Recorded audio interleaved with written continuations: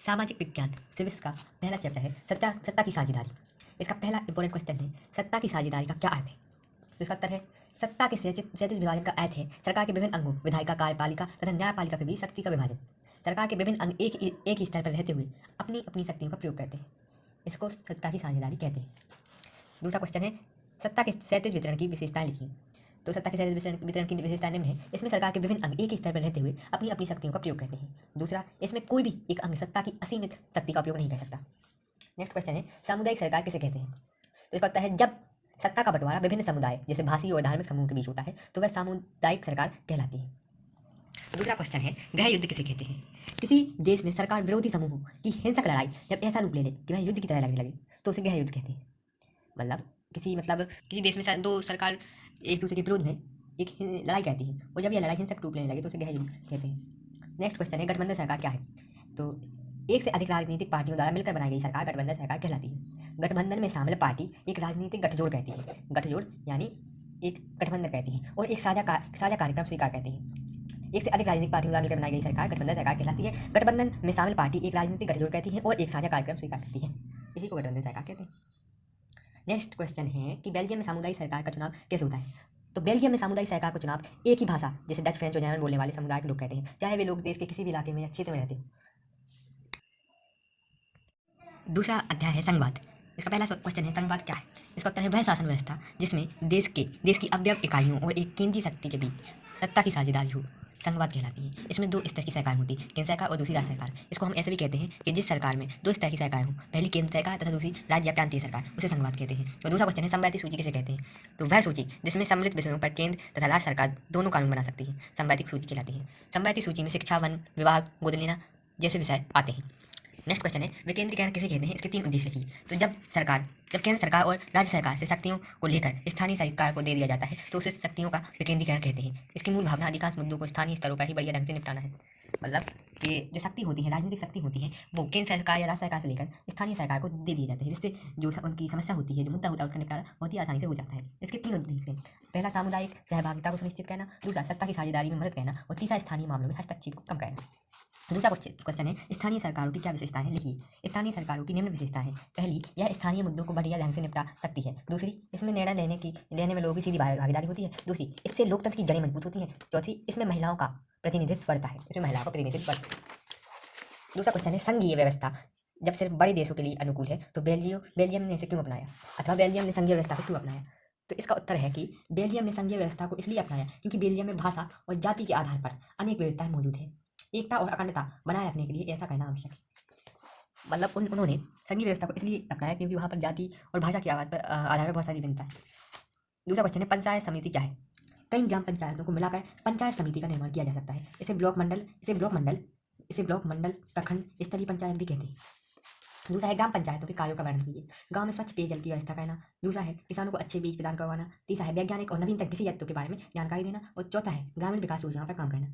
ये ग्राम पंचायतों के कार्य हैं। दूसरा क्वेश्चन है कि संघात्मक देशों के नाम बताइए। एक तो हमारा भारत, एक बेल्जियम, एक अमेरिका और एक स्विट्जरलैंड। दूसरा क्वेश्चन है कि जो विकेंद्रीकरण है उसके लाभ लिखिए, या फिर वास्तविक विकेंद्रीकरण की दिशा में एक बड़ा कदम 1992 में उठाया गया, इसके बारे में लिखिए। तो वास्तविक विकेंद्रीकरण की दिशा में एक बड़ा कदम 1992 में उठाया गया। संविधान में संशोधन करके स्थानीय सरकार को ज़्यादा प्रभावशाली बनाया गया, जो इस प्रकार है, लोगों की सीधी भागीदारी। विकेंद्रीकरण की मूल भावना यह थी कि अधिकतर मुद्दों का निपटारा स्थानीय स्तर पर ही बढ़िया ढंग से हो सके, क्योंकि लोगों को अपनी स्थानीय समस्याओं के बारे में बेहतर जानकारी होती है। इससे लोकतंत्र की जड़ें मजबूत होती हैं। दूसरा, लोकतंत्र की नींव। लोकतंत्र व्यवस्था में स्थानीय सरकारें बहुत महत्वपूर्ण होती हैं। ये लोगों को राजनीतिक शिक्षा प्रदान करती हैं, लोगों को अपने मत का सही उपयोग करने की जानकारी भी इनसे मिलती है, जो कि लोकतंत्र की नींव है। तीसरा जो पॉइंट है वो है महिला सशक्तिकरण। सभी स्थानीय संस्थाओं में कम से कम 1/3 स्थान महिलाओं के लिए सुरक्षित किए गए। इससे महिलाओं का सशक्तिकरण बढ़ा और उनको बढ़ावा मिला। चौथा पॉइंट है कि केंद्र सरकार के कार्यभार में कमी। इससे केंद्र अथवा राज्य सरकार के कार्यभार में कमी आई। यह महत्वपूर्ण मामलों पर बेहतर तरीके से विचार कर सकती है। भारतीय नेताओं ने भी विकेंद्रीकरण की आवश्यकता पर बल दिया। दूसरा क्वेश्चन है कि संघीय व्यवस्था की 3 विशेषताएं लिखिए, या फिर संघवाद की 3 विशेषताएं लिखिए। तो इसकी संघीय व्यवस्था की प्रमुख विशेषताएं या प्रवृत्तियां निम्न है। सरकार की अधिक स्तर। पहली तो विशेषता है कि सरकार की अधिक स्तर है इसमें। संघीय व्यवस्था में आमतौर पर 2 स्तर पर सरकारें होती हैं। इसमें एक सरकार पूरे देश के लिए होती है तथा दूसरी सरकार राज्य स्तर के लिए होती है। दूसरा जो पॉइंट है वो है एक नागरिक समूह। अलग अलग स्तर पर सरकारें एक ही नागरिक समूह का शासन करती हैं, परंतु कानून बनाने, कर वसूलने और प्रशासन करने का अपना अपना अधिकार क्षेत्र होता है। तो तीसरा है दोहरे उद्देश्य, संघीय शासन व्यवस्था के दोहरे उद्देश्य। पहला, देश की एकता और अखंडता की सुरक्षा करना और बढ़ावा देना। दूसरा, क्षेत्रीय विविधताओं को का सम्मान करना। तीसरा चैप्टर है जाति, धर्म और लैंगिक मसले। इसका पहला क्वेश्चन है, श्रम के लैंगिक विभाजन से आप क्या समझते हैं? इसका उत्तर है, श्रम के विभाजन का वह तरीका जिसमें घर के अंदर के सारे काम परिवार की औरतें करती हैं या अपनी नौकर नौकरानियों से करवाती हैं, श्रम का लैंगिक विभाजन कहलाता है। दूसरा है पारिवारिक कानून क्या है? विवाह, तलाक, गोद लेना और उत्तराधिकार जैसे पारिवारिक मसलों के कानून पारिवारिक कानून कहलाते हैं। देश में सभी धर्मों के लिए अलग अलग पारिवारिक कानून हैं। अब शहरीकरण या नगरीकरण किसे कहते हैं? तो शहरी क्षेत्रों के विस्तार को शहरीकरण कहते हैं। संयुक्त राष्ट्र संघ के अनुसार ग्रामीण क्षेत्रों के लोगों का शहरों में जाकर रहना और काम करना शहरीकरण कहलाता है। संयुक्त राष्ट्र संघ के अनुसार ग्रामीण क्षेत्रों के लोगों का शहरों में जाकर रहना और काम करना शहरीकरण कहलाता है। ठीक है। दूसरा क्वेश्चन है, वर्ण व्यवस्था क्या है?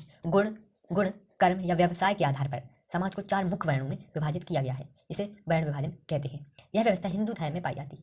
यह व्यवस्था मुख्यतः हिंदू धर्म में पाई जाती है। अब है 4 समाज सुधारकों के नाम लिखिए जिन्होंने जातिगत भेदभाव का विरोध किया है। पहला तो हो गया, निम्न है 4 समाज सुधारक निम्न है जिन्होंने जातिगत भेदभाव का विरोध किया है। पहले महात्मा गांधी, दूसरे डॉक्टर बी आर अम्बेडकर, तीसरी ज्योतिबा फुले और चौथे रामास्वामी नायकर। नेक्स्ट क्वेश्चन है, धर्मनिरपेक्षता का क्या अर्थ है? तो किसी देश या सरकार का धर्म के आधार पर किसी से भी भेदभाव न करना धर्मनिरपेक्षता कहलाता है। ठीक है। जो सरकार है वो धर्म के आधार पर किसी भी नागरिक से भेदभाव नहीं कर सकती और ना ही जाति के आधार पर कर सकती। इसे धर्मनिरपेक्षता कहते हैं और भारत एक धर्मनिरपेक्ष देश है। दूसरा क्वेश्चन है, वोट बैंक क्या है? तो इसका उत्तर है, जब कोई राजनीतिक दल ऐसी नीति अपनाता है कि मतदाताओं का एक विशेष समूह उस राजनीतिक दल को भारी मात्रा में वोट देता है, इस समूह को वोट बैंक कहते हैं। मतलब जैसे एक राजनीतिक दल होता है वो कुछ ऐसी तिगड़म या नीतियाँ लगाता है जिससे एक समुदाय या एक समूह के लोग उसी को वोट देते हैं, या वो जातिगत वोट भी हो सकता है उसका, तो उस जो राजनीतिक दल है उसको उस समुदाय से वोट मिलना पक्का होता है, तो वो उसका वोट बैंक होता है।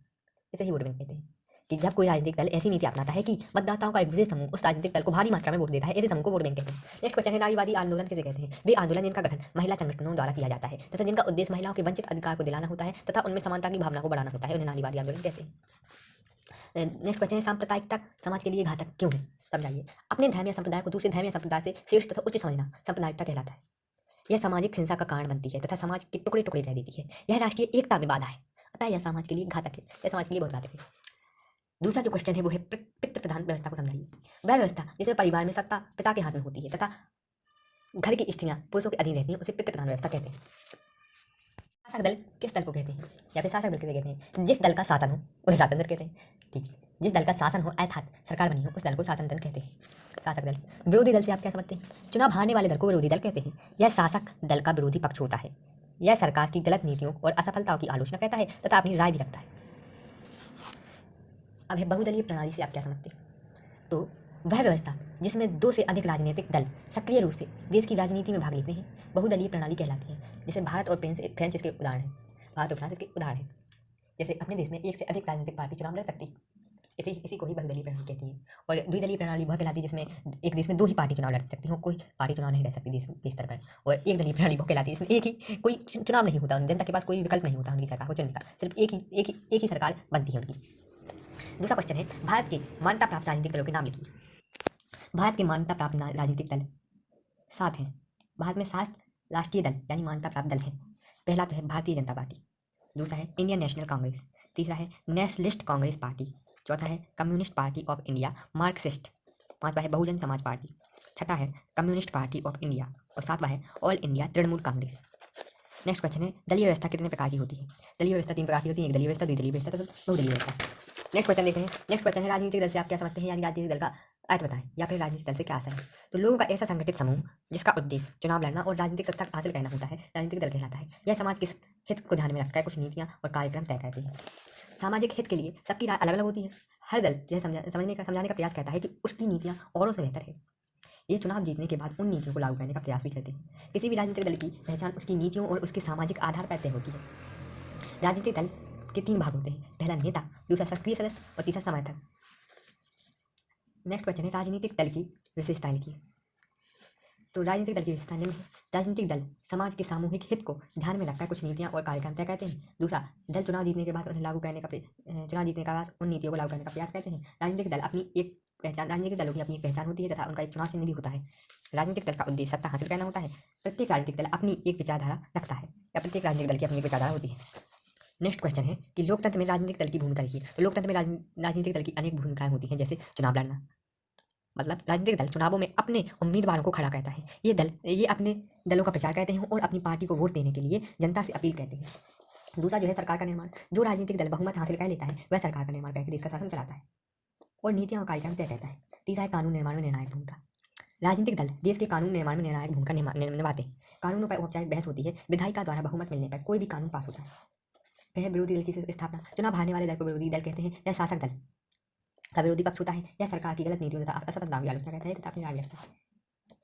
नेक्स्ट क्वेश्चन है राजनीतिक दलों को मान्यता प्राप्त कैसे होती है। तो जब कोई राजनीतिक दल विधानसभा के चुनाव में कुल दिए गए वोट का 6% या उससे अधिक वोट प्राप्त करता है और कम से कम 2 सीटों को जीतता है तो उस राज्य में राजनीतिक दल के रूप में मान्यता प्राप्त होती है। तो उसे राज्य के राजनीतिक दल के रूप में मान्यता प्राप्त हो जाती है। दूसरा क्वेश्चन है राजनीतिक दल के कार्य की। तो राजनीतिक दल के कार्य निम्नलिखित हैं। राजनीतिक दल अपनी पार्टी का प्रचार प्रसार करते हैं। यह समाज के सामूहिक हितों को ध्यान में रखकर नीतियां और कार्यक्रम तय करते हैं। राजनीतिक दल का उद्देश्य सत्ता हासिल करना होता है। राजनीतिक दल सरकार का निर्माण करके देश का शासन चलाते हैं। राजनीतिक दल जनता को अपने पक्ष में करने का कार्य करते हैं। राजनीतिक दल चुनाव लड़ते हैं। राजनीतिक दलों की कानून निर्माण में मुख्य भूमिका होती है। पांचवा जो चैप्टर है हमारा वो है लोकतंत्र के परिणाम। तो जल्दी से पढ़ते हैं। पहला क्वेश्चन है लोकतंत्र सरकार एक पारदर्शी सरकार होती है। अपने बाकी पुष्टि कीजिए। तो इसका उत्तर है लोकतांत्रिक सरकार एक पारदर्शी सरकार होती है क्योंकि अगर कोई नागरिक जानना चाहे कि सरकार द्वारा लिए गए फैसले में नियमों का पालन हुआ है या नहीं तो वो इसे जान सकता है। इसे ही पारदर्शी सरकार कहते हैं। लोकतंत्र शासन व्यवस्था अन्य व्यवस्थाओं से क्यों बेहतर है।